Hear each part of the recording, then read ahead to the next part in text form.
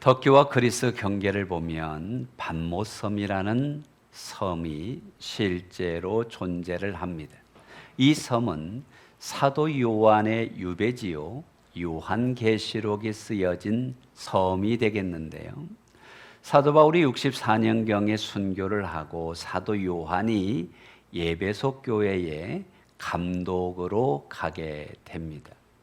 그가 에베소 교회에 가서 서머나 교회, 버가모 지역 등의 선교를 하다가 로마로 끌려가게 됩니다. 많은 고문을 당하고 유배를 가게 되는데 그 섬이 반모섬이 되겠습니다. 그가 이 반모섬에 있으면서 하나님과 깊이 기도하는 삶을 살았다고 합니다. 그가 기도할 때 사진을 보시면 머리에 혹이 있는 것을 보게 되는데요. 머리를 땅에 대고 기도하는 습관을 가지셨는데 얼마나 기도를 깊게 했는지 머리에 뿔 모양의 굳은살이 있었다 하는 것을 볼 수가 있습니다. 이렇게 깊은 유배지에서, 감옥은 동굴입니다. 그 사진은 준비하지를 못했는데요. 바위 동굴에서 유배 생활을 하면서 그는 하나님과 깊은 교제를 가졌습니다. 그 깊은 교제 가운데 계시록 1장에 있는 말씀을 보시면 주의 날에 내가 성령에 감동되어 라는 말씀이 있습니다. 그런 유배지에서도 주의 날이 무엇입니까? 주일이지요. 주일을 쉬지 아니하였다. 주일에 하나님을 예배하였다. 그리고 성령의 감동을 받았다. 할렐루야. 여러분, 주님을 예배하는 자들, 주의 날에 귀한 자들, 주의 날을 하나님을 영화롭게 하는 자들, 하나님이 만나주시는 줄로 믿습니다. 그런데 사도 요한은 특별한 만남을 가집니다. 그것이 4장 1절에 표현되어 있는데요. 2일 후에 내가 보니 하늘에 열린 문이 있는데, 할렐루야. 사도 요한은 주일날 예배하다가 하늘 문이 열렸다. 우리가 믿음으로 기대하는 것, 하나님을 예배하다가 하늘 문이 열리게 하옵소서. 그리고 또 이어서 하는 말이 뭡니까? 보좌 위에 앉으신 이를 보았다. 하나님을 보았다라는 것입니다. 여러분, 이 단어가 얼마나 감격스럽습니까? 창조주이신 그분, 나를 구원하신 아빠, 아버지의 모습을 뵙는 영광이 주일날 예배 가운데 성령의 감동 가운데 있었다. 사모합시다. 우리도 이런 은혜를 사모합시다. 여러분, 예배는 이렇게 소중한 것인 줄로 고백하시면 아멘. 예배를 소중히 여기는 자가 하나님을 만나고 하늘문이 열리고 성령의 임재를 경험합니다.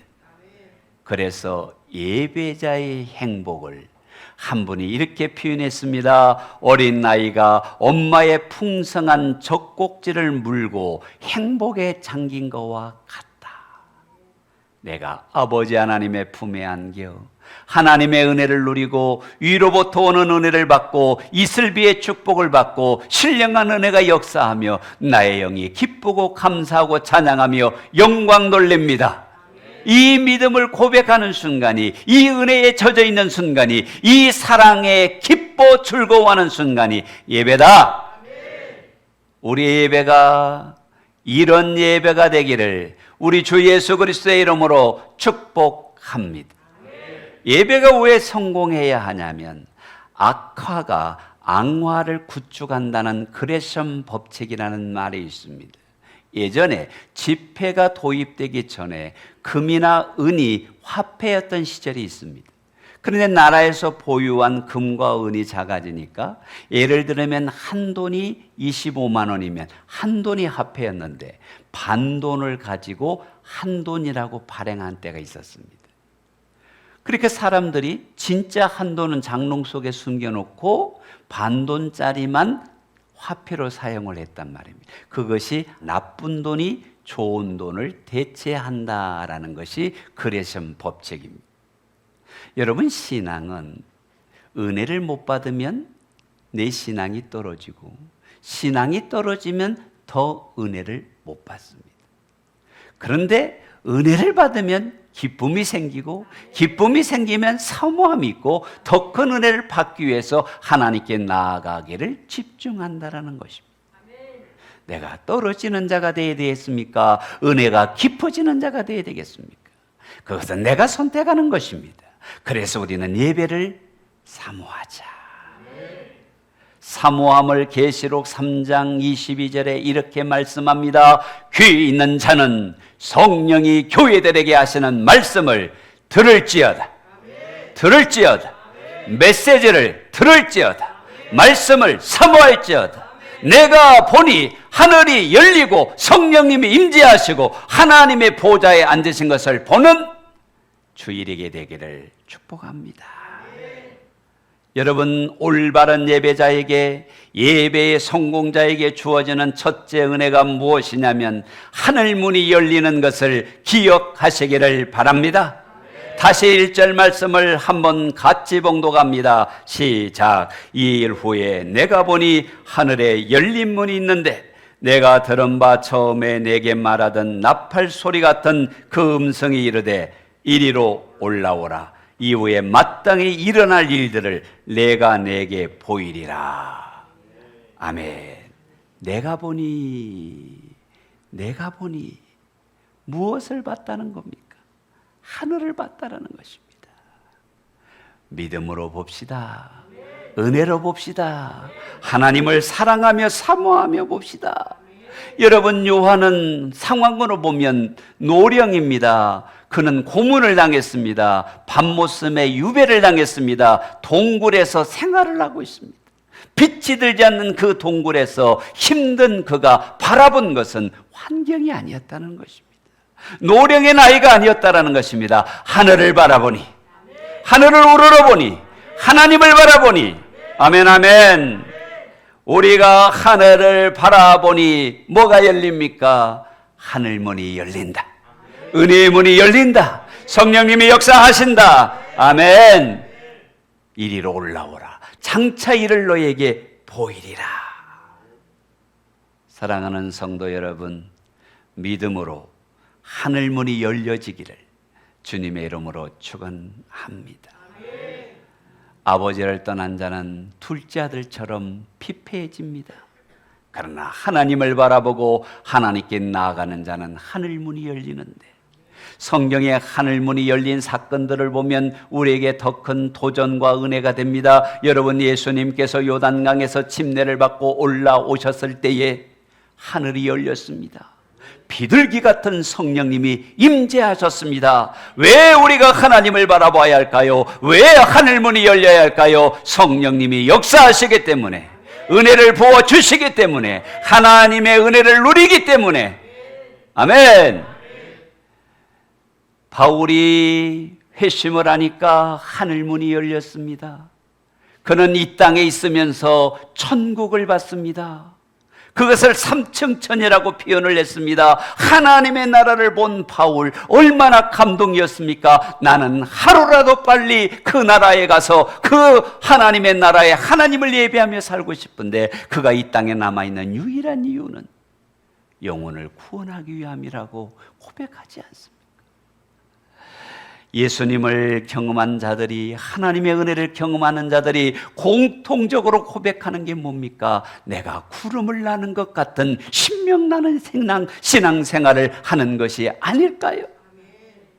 하늘문이 열렸던 또 한 분이 있지 않습니까? 여러분, 스데반입니다. 그가 복음을 전하다가 돌에 맞아 죽었을 때에 하늘문이 열렸습니다. 그때 예수님을 봤는데 앉아 계신 것이 아니라 일어나 서 계셨습니다. 사랑하는 제자가 핍박받는 것이 안타까웠어. 좀 더 긍정적으로 생각해보면 이제 순교하여 죽음을 맞이할 스데반을 일어서서 영접하시는 우리 주님의 모습을 하늘문이 열린 스데반에게 보여줬다 이 말입니다.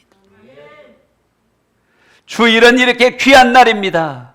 예배는 이렇게 귀한 것입니다. 하늘문이 열려지는 것입니다. 우리 주님이 나를 기뻐하시고 인정하시는 모습을 보는 것이 주일 아닙니까?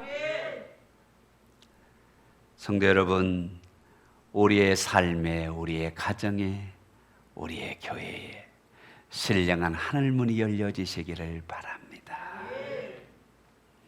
두 번째로는 예배자가 하늘 보좌에 앉으신 이를 보는 감격을 누립니다. 여러분, 우리가 믿는 하나님은 영이시고 보이시지도 않고 만질 수도 없는 분인데 사도 요한은 깊은 은혜 가운데 나아갔다가 하늘 보좌에 앉아 계신 하나님을 봤다는 겁니다. 이 감격을 한번 생각해 보십시오. 누가 하나님을 본 자가 있습니까? 요한이 하나님을 봤습니다. 그 하나님을 보았을 때 요한의 가슴이 어땠을까요? 아마 그는 벅차올라 심장이 터질 것 같은 감동 가운데 내가 하나님을 배웠다니 고백하지 않았겠습니까? 2절 말씀을 보세요. 보라, 하늘 보좌를 베풀었고 그 보좌에 앉으신 이를 봤다는 거예요. 여러분, 9절 말씀을 보세요. 보좌에 앉으사 세세대로 살아계시는 이에게 영광과 존귀와 감사를 돌릴 때에 보좌에 앉으신 분에게 예비하며 감사하며 찬양하며 영광 돌리는 모습을 봤다는 거예요. 24장로와 천사들이 10절 말씀을 보세요. 24장로들이 보좌에 앉으신 이에게 엎드려 예배하는 모습을 봤다는 거예요. 신앙생활 신명나게 합시다. 하나님을 만나고 하나님을 체험하고 하나님을 누리고 하나님이 역사하는, 아마 이때 최고로 신령했던 사도 요한은 하나님 영으로 가득 차서 이 땅에서 최고의 믿음의 영광을 누렸으리라고 확신합니다. 요한이 본 하나님은 사람의 모습은 아니었어요. 3절에 보면 하나님의 모습을 이렇게 표현하는데 앉으신 이의 모양이 벽옥과 홍보석 같고 또 무지개가 있어 보좌에 둘렀는데 그 모양이 녹보석 같더라. 하나님은 눈이 있고 코가 있고 입이 있고로 표현한 것이 아니라 보석 같으신 분, 보석의 빛 같은 분이라고 말하는데 백옥이 뭡니까? 푸른 빛이 도는 옥 같은 보석을 말하는 것입니다. 홍보석이 뭡니까? 붉은 빛이 감도는 찬란한 보석을 말합니다. 무지개는 7색깔을 갖고 있습니다. 그뿐만이 아니라 녹보석, 초록빛이 감도는 평안의 보석입니다. 하나님에게는 영광이, 존귀함이, 왕권이, 아름다움이 하나님의 모습이었어요. 성도 여러분, 하나님을 만나세요. 하나님을 누리세요. 그 다음에 사도 요한의 눈에 들어온 분들이 24장로였는데 이분들도 다 보좌 위에 앉아 있었습니다. 이 24장로는 구원받은 성도들을 대표하는 또 예표하는 자들입니다. 누구요? 구원받을 성도. 근데 왜 24냐? 요한계시록에는 여러 해석이 따를 수 있지만 정통적인 해석 두 가지를 소개하면 레위 지파가 하나님의 성전을 섬길 때에 24반차를 쫓아서 조를 짜서 예배를 섬겼습니다. 그래서 구약 성경에서 24는 민중을 대표하는 숫자입니다. 그리고 모두 다 함께라는 의미를 담고 있는 것이 24입니다. 또 그런가 하면 이렇게 해석을 하는 분들도 있습니다. 구약을 대표하는 이스라엘의 지파가 12지파고 신약의 모든 민족을 구원하기 위하여 세운 사도가 12명인데 신약과 구약을 대표하는 24장로다라고 해석을 하는 분들도 있습니다. 해석이 중요한 것은 아니지요. 그런데 24장로가 다 뭘 쓰고 있었냐면 금관을 쓰고 있었습니다. 여러분, 이 금관이 뭘 의미하는 걸까요? 성경에 여러 가지 금관이 있지만 가장 대표적인 것은 금은 믿음입니다. 금 같은 믿음. 찬송가를 보면 이런 찬송이 있죠. 내 평생 소원 이것뿐 주의 일 하다가. 근데 그 4절을 보면 금보다 귀한 믿음은 참보배 되도다. 이 진리 믿는 사람들 다 복을 받겠네. 뭐가 믿음이라고요? 믿음이 뭐라고요? 금이라는 거예요. 여러분, 금 같은 믿음 갖게 되시기를 바랍니다. 그런데 금 같은 믿음 가진 24 장로가 뭘 했느냐는 거예요. 아우, 수고했습니다. 상 받았습니다. 감사합니다. 축복합니다가 아니라 그들이 그 받은 은혜를 갖고 보좌에 앉아서 받은 금관을 가지고 하나님을 예배했다는 거예요. 천사들도 예비합니다. 그게 9절부터 11절에 나오는 말씀입니다. 우리 한번 읽어보겠습니다. 그 생물들이 보좌에 앉으사 세세토록 살아계시는 이에게 영광과 존귀와 감사를 드릴 때에 24 장로들이 보좌에 앉으신 이 앞에 엎드려 세세토록 살아계시는 이에게 경배하고 자기의 관을 보좌 앞에 드리며 이르되 우리 주 하나님이여 영광과 존귀와 권능을 받으시는 것이 합당합니다. 천사도 영광과 존귀를 받으소서. 24 장로도 영광과 존귀를 받으소서. 근데 천사들은 뭐라고 이야기합니까? 거룩하다. 8절 말씀을 보세요. 하나님을 향하여 거룩하다, 거룩하다, 거룩하다. 주 하나님 곧 전능하신 하나님. 다음 장면이죠. 같이 한번 읽어보겠습니다. 거룩하다, 거룩하다, 거룩하다. 주 하나님 곧 전능하신 이여. 24 장로는 뭐라고 이야기합니까? 영광과 존귀와 권능을 받으시는 것이 합당하신 주여. 왜 하나님이 영광 받으십니까? 우리를 지으신 자니까, 우리를 구원하신 자니까, 우리의 아버지가 되시니까. 그들이 하나님 앞에 예배했다. 무슨 말입니까? 오늘 우리가 드리는 예배는 천국을 연습하는 거다. 아멘 합시다. 여러분이 지금 뭐 하고 있어요? 천국 연습하고 있는 거요. 천국 가면 뭐 할 거요? 예배하는 겁니다. 그때는 봉사도 쉬고 전도도 쉬지만 오직 하나님의 이름을 높여드리는 예배만이 역사하는 것입니다. 그런데 요즘 한국 교회가 이 예배를 자꾸 등한시합니다. 사람 위주로 생각합니다. 여러분, 우리가 하나님의 나라가서 상급 받아야 되는데, 면류관 받아야 되는데, 면류관 받는 이유가 뭡니까? 하나님을 예배하려고 그런 겁니다. 다 패해도 모이게 힘써야 한다. 예배에 힘써야 한다. 이것이 하나님 중심의 신앙생활이에요. 여러분, 24 장로들이 어떻게 하고 있느냐면 4장 4절을 한번 보세요. 시작.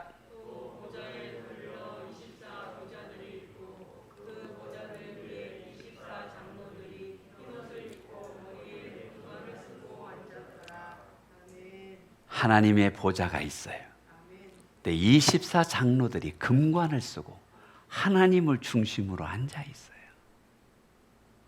무슨 말입니까? 신앙은 나를 위한 게 아닙니다. 하나님을 위하여. 하나님 중심으로. 아멘. 여러분, 우리의 인생의 중심, 내 믿음의 중심은 하나님이십니다. 예배가 중심이 되어야 됩니다. 하나님을 기쁘게 하는 것이 중심이 되어야 합니다. 그래야 하늘문이 열립니다. 그래야 하나님의 영광을 봅니다.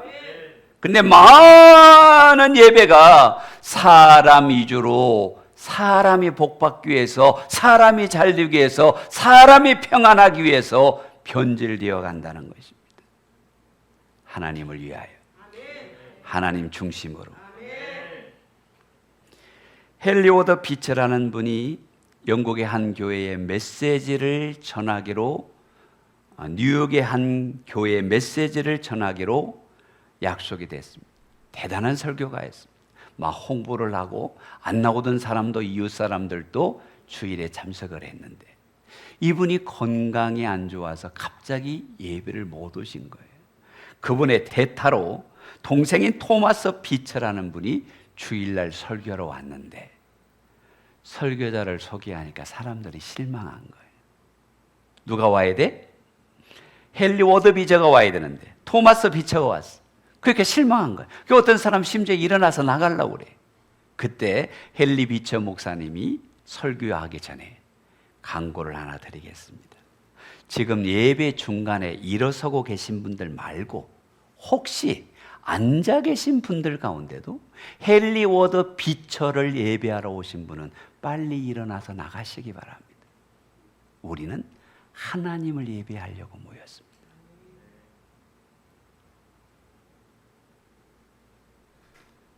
장례는 조용해졌고 그날 주일에 강력한 성령님의 임재가 역사했다라는 것입니다. 우리 예배의 중심은 하나님이십니다. 우리의 신앙의 중심은 하나님이셔야 합니다. 우리가 예배하는 가장 중요한 이유는 하나님을 찬양하기 위하여.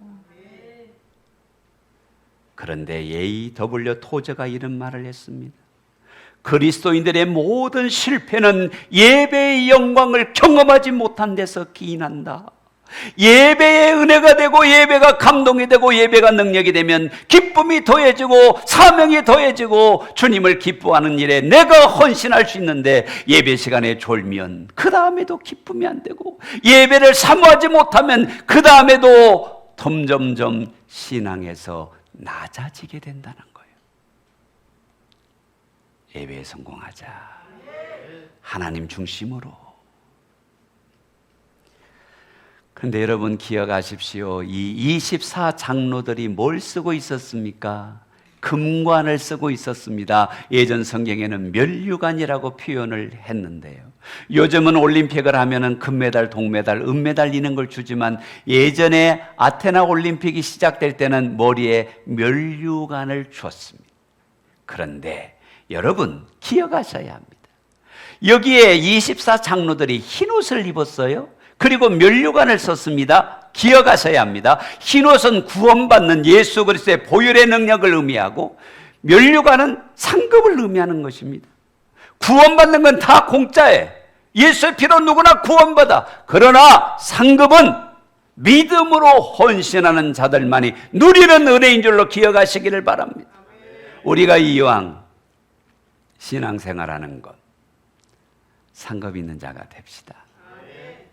근데 24장로들이 면류관을 썼는데 성경에 면류관이 몇 가지가 나옵니다. 그 중에 대표적인 면류관을 한번 생각을 해보면 하나가 썩지 아니하는 면류관이 있습니다. 여러분 송기정 선수가 일제시대 때 마라톤에서 우승을 하고 면류관을 받았잖아요. 그 면류관이 지금까지 남아있어요. 썩었어요.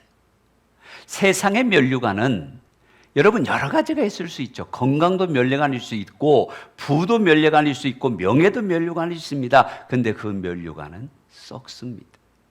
없어지는 것입니다. 썩지 아니할 면류관을 말씀하시는 이유가 뭐냐면 하나님 나라에서 누리는 면류관은 영원하다. 그래서 어떤 자가 이 면류관을 받느냐? 고린도전서 9장 25절 말씀을 보니까 이기기를 다투는 자마다 면류관을 받을 자는 모든 일에 절제하나니. 여러분 기억하셔야 됩니다. 육신을 따라 사는 자가 면류관을 받지 못합니다.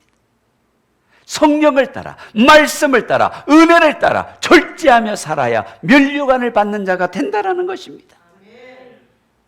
사랑하는 여러분, 절제의 은혜가 있게 되기를 소망합니다. 또 하나가 뭐냐면 기쁨의 면류관, 자랑의 면류관이 있습니다. 여러분 기쁨의 면류관, 자랑의 면류관은 내가 전도한 영혼입니다. 어제 감사를 보니까 한 집사님이 이런 말을 썼더라고요. 다음 세대가 자라서 또 다른 다음 세대를 섬기니 감사합니다. 그게 면류관이라는 거예요. 내가 전도한 영혼이, 내가 양육한 영혼이 또 다른 영혼을 낳고 또 다른 영혼을 섬기는 거, 이것이 우리의 면류관이라는 거예요. 여러분, 나 혼자 구원받는 것으로 만족하지 말고 나를 통해 하나님의 나라가 확장되고 영혼이 더하여지고 믿음의 사람이 더하여지는 은혜를 누리며 삽시다. 빌립보서 4장 1절을 한번 같이 읽어봐요. 시작. 그러므로 나의 사랑하고 사모하는 형제들, 나의 기쁨이요 면류관인 사랑하는 자들아, 이와 같이 주 안에 살아. 아멘.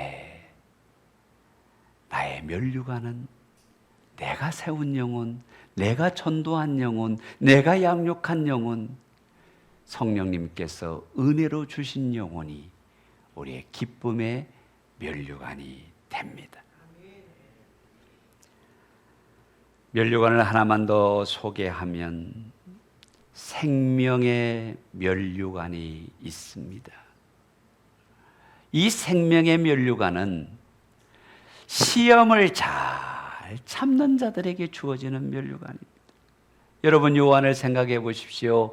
노령인데 고문을 받고 유배를 당했을 때 그의 마음이 평안하기가 쉽지 않았을 것입니다.